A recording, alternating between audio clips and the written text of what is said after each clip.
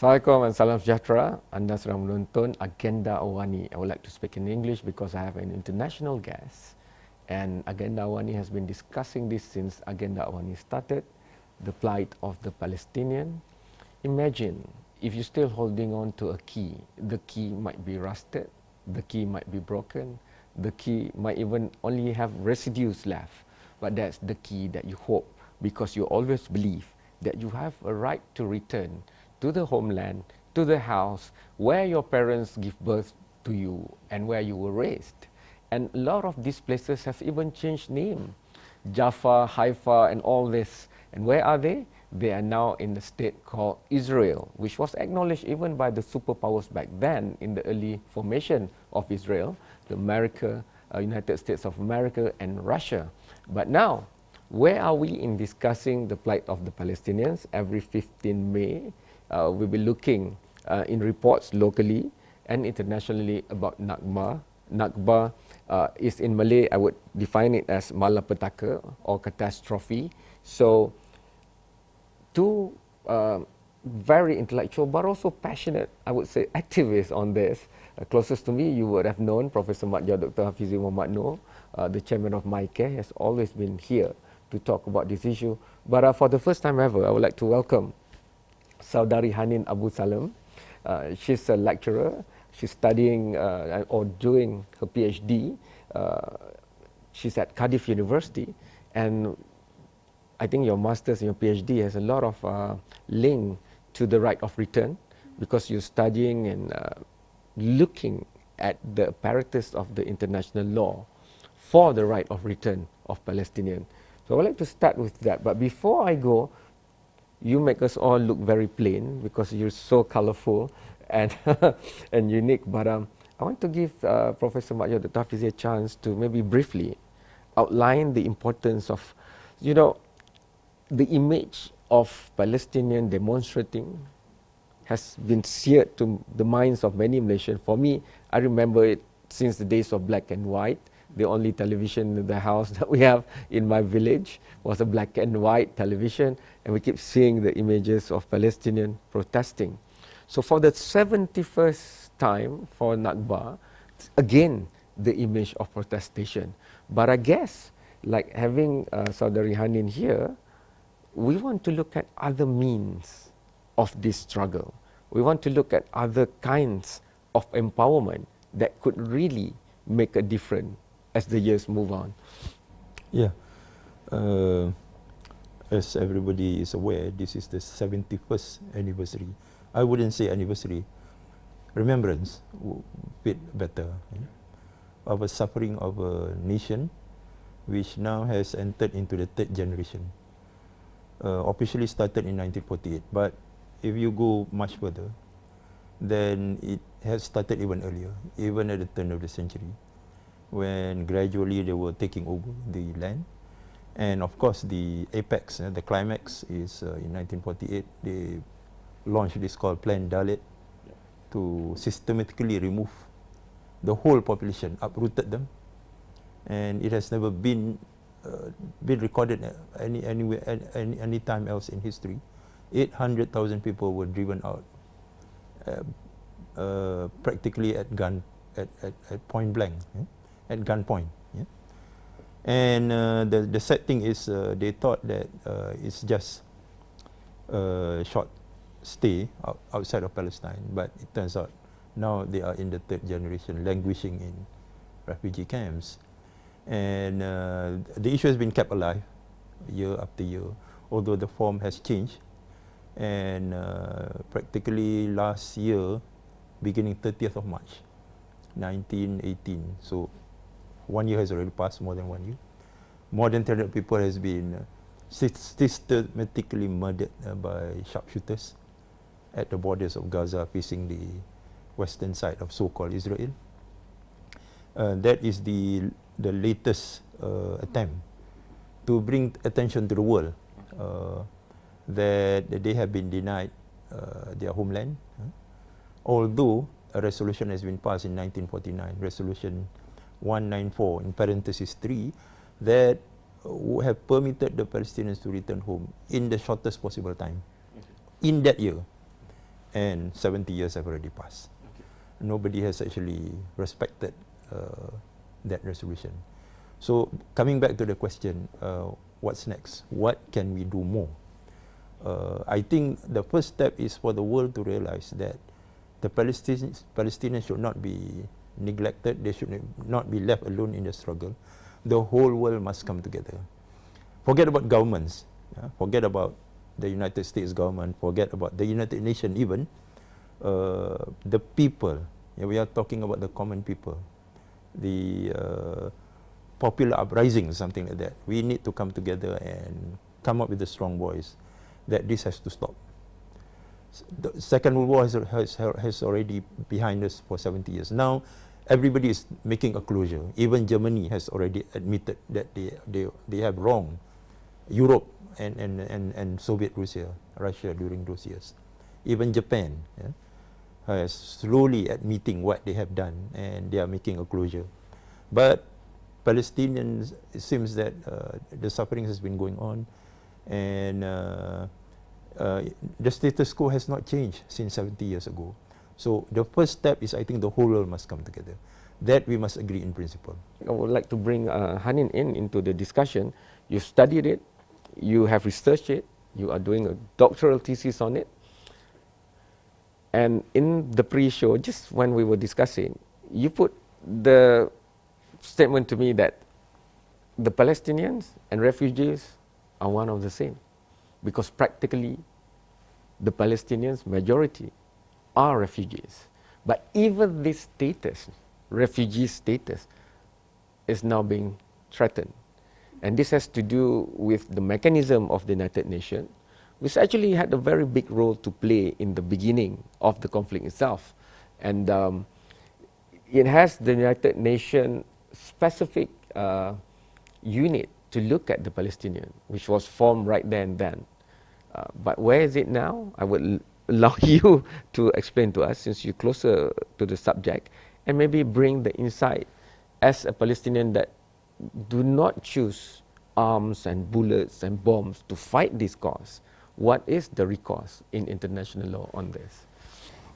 When we became refugees, when we talk about the Nakba, we are talking about the catastrophe that befell the Palestinian people. And as Professor rightly stated, it's not an anniversary, it's a commemoration to remind the world of the war crimes and the genocide that the Zionist paramilitary groups that later became the Israeli army, and some of them even became prime ministers and presidents of the Zionist state.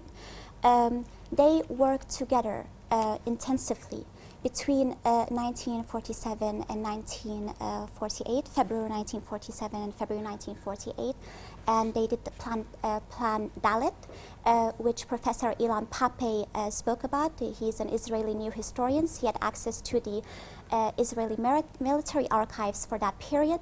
It's very important to reference him, because whenever we speak about historical facts, they like to accuse people of being anti-Semites. Well, there you are. It's an Israeli from your own people who access your own archives, who proven that between February 1947 and February 1948, military commanders, political leaders in the Zionist World Organization were meeting on a weekly basis to plan how to expel the entire Palestinian population from Palestine. In spite of the fact that UN Resolution 181 of 1947, which is the partition plan, it was only a recommendation, by the way. UN General Assembly can only make recommendations. They gave almost 50% of the Palestinian territories to Israelis, to Jews, despite the fact that they were only 1/3 of the population or less. We were the majority in terms, and they owned less than 6% of the land. When I say owned, the way they got access to that land is also very questionable. In some cases, forcing the people to give them that land, or buying it undercover. So sending a Palestinian to buy it, telling the Palestinian, we're an international company, if you buy the land, we'll buy it off you, and then they'll buy it off him, and then he'll discover it's the Zionists taking over. So this is how they even got access to that so-called 6% of the land.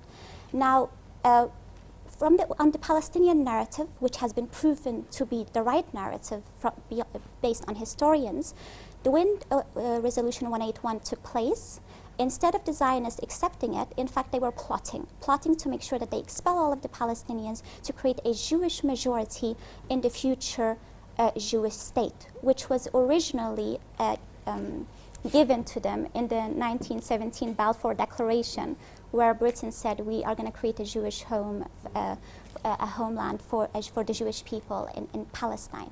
So this is what they were doing. From 47 to 48 and 49, what they were doing is they were sending paramilitary groups. They're the Stern Gang, the Haganah Gang, the Ergen Gang. They were going into villages, cities, one by one, killing, burning, massacring, raping, demolishing, destroying. One of the most famous massacres that was recorded was the Deir Yassin massacre, April 1948, 1 month before the declaration of independence for the Zionist state.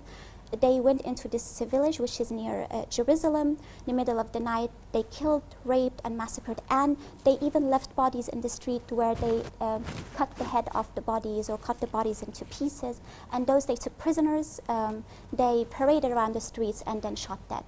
Coming to UN Resolution 194, which is part of my PhD, yes, it states the right of return or compensation. That's very important. So there are those who say right of return and compensation, or right of return or compensation. There's big debate on what it means. More importantly, it says you must be willing to live in peace next to your neighbor.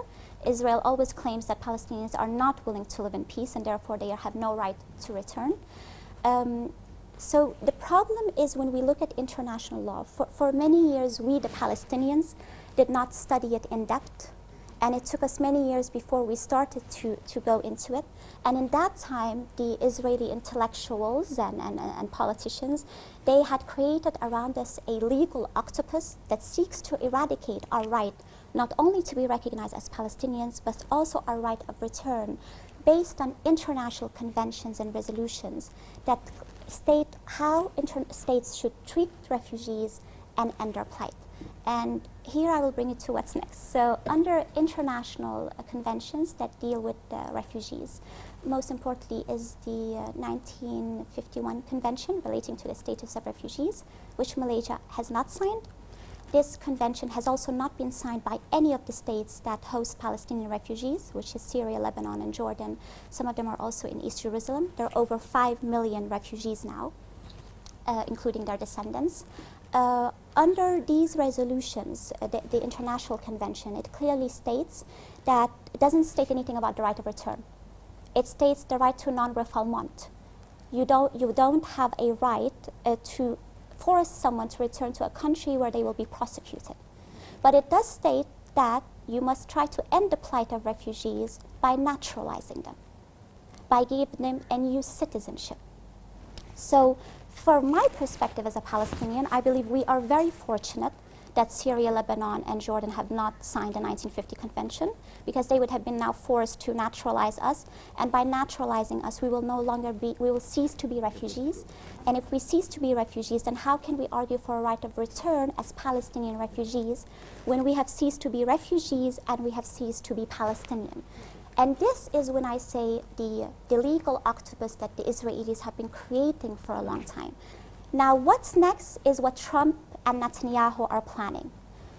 For the past 2 years specifically, Netanyahu has asked for the dismantling of UNRWA and for us to be transferred to the UNHCR. The reason he wants to do that, I believe, he doesn't say that directly. He says, oh, UNRWA spends a lot of money and it's not fair that the Palestinians must have an agency specifically for them. He wants us to go to UNHCR because UNHCR promotes 3 durable solutions for refugees. Voluntary return, which they claim is their primary solution. Second is resettlement in a third country, or in local integration in the host state. Now, in the case of us Palestinians, local integration is not, return is not possible because the Israelis will not, they said we're not going to allow you. Local integration is not possible because Lebanon, Syria, and Jordan have made it clear that they will not participate in eradicating our identity and our right of return, so they will not give us citizenships, and thank you very much. We don't want anyone's citizenships. We are very grateful for them hosting us, but we are Palestinians and we're going back home. Third one, so 3 solutions, local integration or resettlement. So in our case, this is what Netanyahu is planning. He wants to either resettle us in a third country. Canada has already offered to take 20,000 Palestinians. The plan is clear. Or resettle, yes. What Netanyahu wants is very clear where Trump is going to vote with that. Well, he has already done it. He's cut funding for UNRWA. Correct. They are now going to collapse financially. And we know what his decision on Jerusalem is. Exactly. Okay, so I have to go for the break, but once we are back, what can Malaysia do, Prof? We always talk about relief, humanitarian, but now if this legal perspective, and we have a lot of legal champion with Malaysia Baru, as we have seen it, you know, human rights, refugee or otherwise, can Malaysia solidify against the octopus of legal movement from the Israel state to find the path of truth and justice? That we'll discuss after this break. And hopefully by the time the PhD is completed, we will also see some movement of change in the legal international framework of the world right after this break.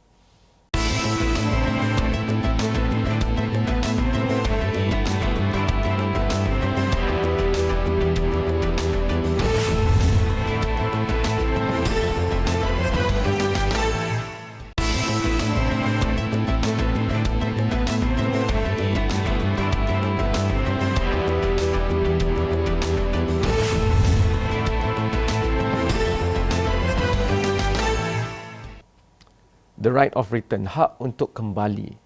Kalau anda diusir dengan bom, dengan senjata, if you are pushed out of your homes, out of your homeland even, to another nation, at the middle of the night, with your kids, with nothing that you could muster to bring, because you fear for your lives, and you've seen the dismemberment of your neighbor on the streets of where you used to live, so peacefully, among the orange trees or the olive trees. But that's what we're talking about. What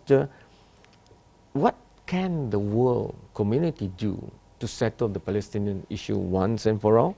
The legal framework of those is very important. Prof, we've heard what Hannon has said. Can Malaysia ally and aligned to the movement legally to look at this? Well, we have to accept the reality. I mean, Malaysia is a small nation, and we can only give an impact if we are together in a wider context with the world community. Let's take the example of there was this General Assembly in 2014, if I'm not mistaken, maybe Hannon can correct me, when more than 140 countries actually recognized the formation of a sovereign Palestine state. This is unprecedented. It happened in the United Nations, and we are seeing a lot of progress.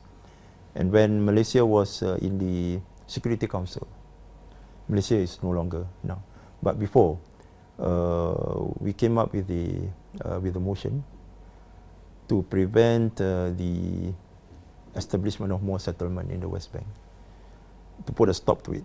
And it caused an uproar, but at least Malaysia has made a very significant contribution to resolving the Palestinian issue. So I think in this context, in the present scenario, we have to work within ASEAN, for instance. We have to work within the non-aligned countries. We have to work within the larger framework of the United Nations. And the people is listening now. I mean, this is not 1970s or 1980s. Social media has an impact. Now people has more freedom to choose. For instance, if you put up a poll in the United States universities, among university students, in the past, we can definitely say that 95% or more would say that Palestinian is on the wrong side. But nowadays, I'm sure we will get a fair share of the vote, 50-50. And we, in order for us to put pressure on Israel and those who are behind Israel, I think civil movement, BDS is one good example, boycott, divestment, sanction. You know what happened to Eurovision? Even they use it to actually portray the Palestinian struggle. They raise the flag and so on. So these are the ways I think Malaysia can play a role. In the legal aspect, I'm not sure about how Malaysia will take this position. So let's go to Hannon with that.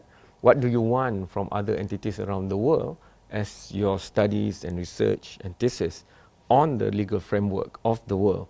Because we want a civilization of man by the rule of law. So we will have to go there someday, if not today.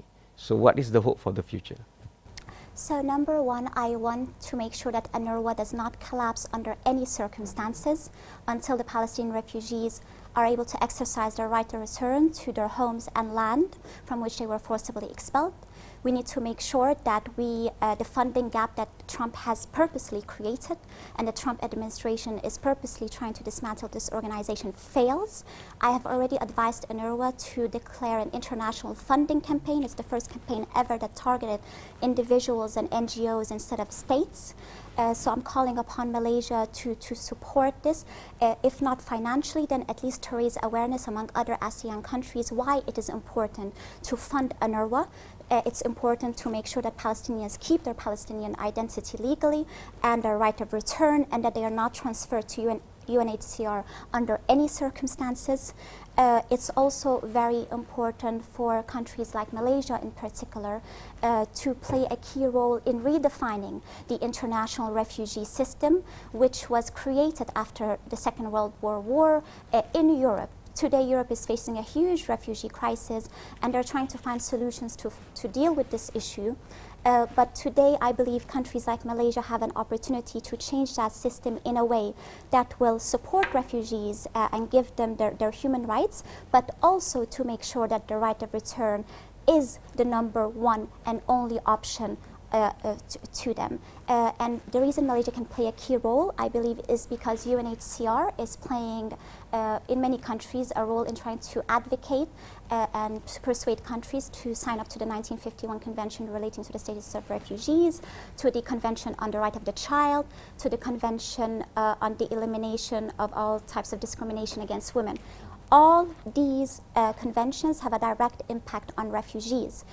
For example, as I said, the 1951 Convention calls for the right to be naturalized. I think that should be addressed because this is one of the reasons why countries sometimes don't want to sign up to this convention.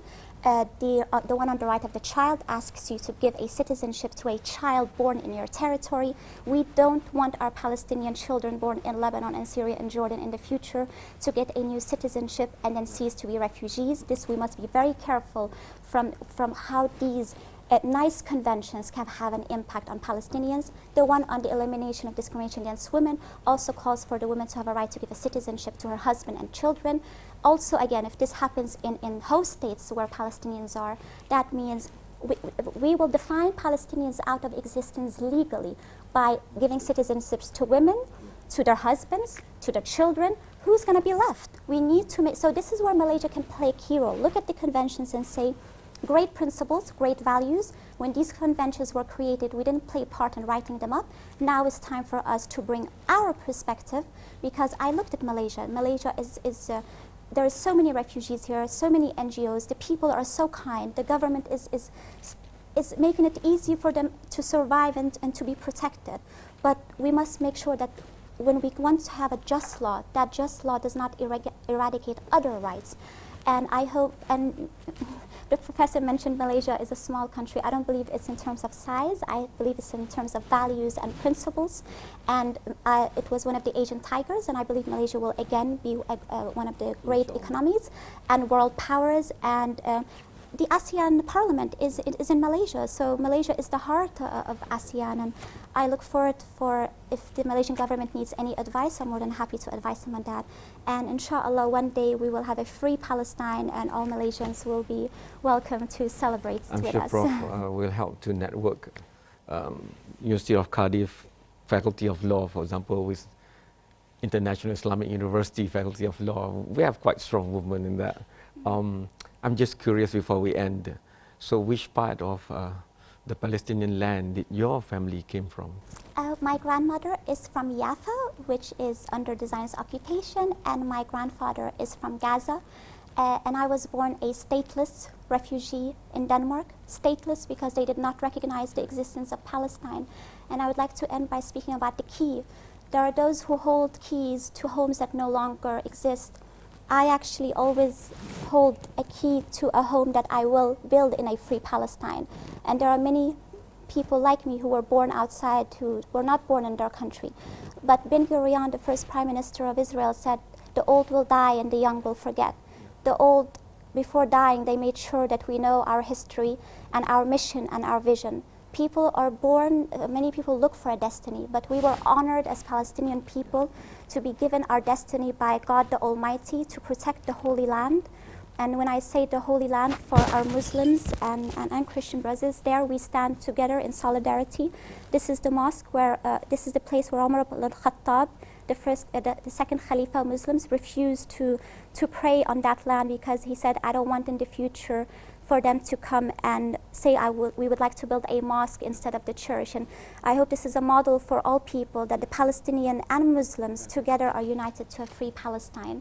And I hope my house I would like to build actually in Al-Quds al-Sharif.